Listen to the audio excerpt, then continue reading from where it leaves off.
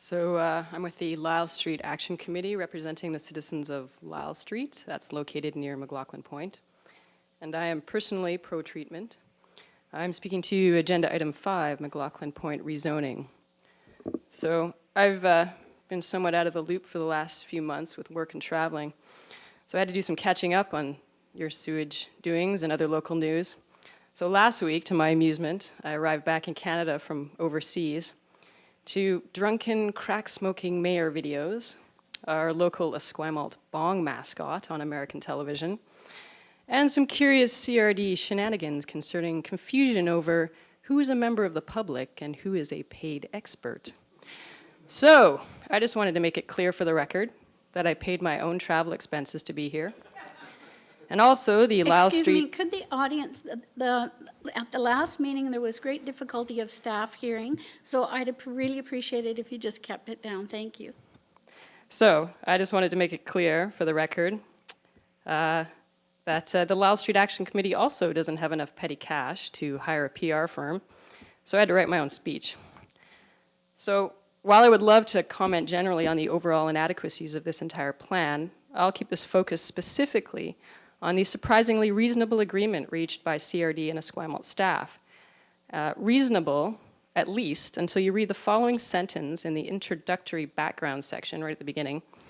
Quote, barging has been agreed to on the assumption that approval to construct a temporary moorage or dock can be obtained without an impact on the program schedule, unquote. So correct me if I'm wrong, but it seems clearly stated in the host community 5-year agreement that barging is a requirement with no conditions attached. So, without the funds to hire a contract lawyer either, I'm a little confused about this.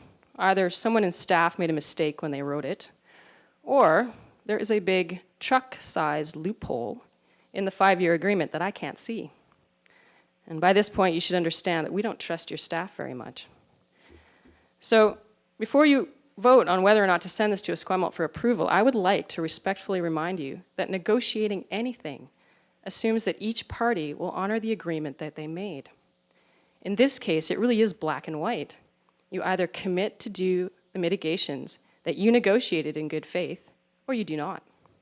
You either take the public consultation that resulted in those mitigations seriously, or you don't.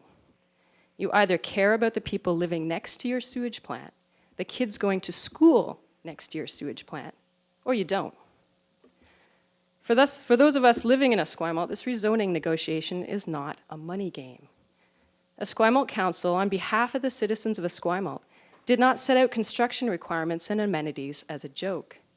These are the requirements that came out of a massively attended public hearing on the rezoning of McLaughlin.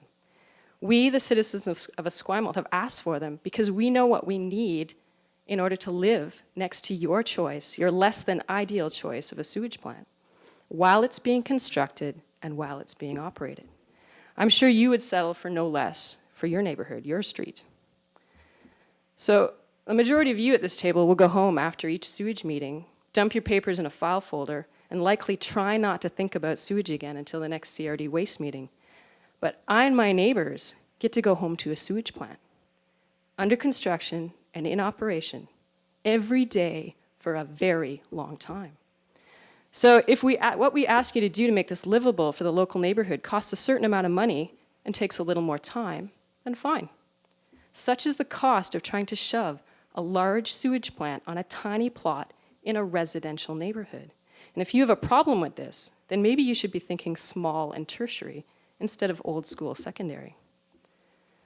So far in this process, you have not even come close to showing us that you'll be a good neighbor. Sneaky sentences like the one I quoted earlier make us worry that nothing has changed. And hiring a PR firm to polish your media releases is meaningless to us. We simply ask that you truly consider the social impacts of your choices and then do the right thing. Thanks for your time. Thank you. I've asked the audience not to clap. I don't want to have to keep repeating myself. Thank you.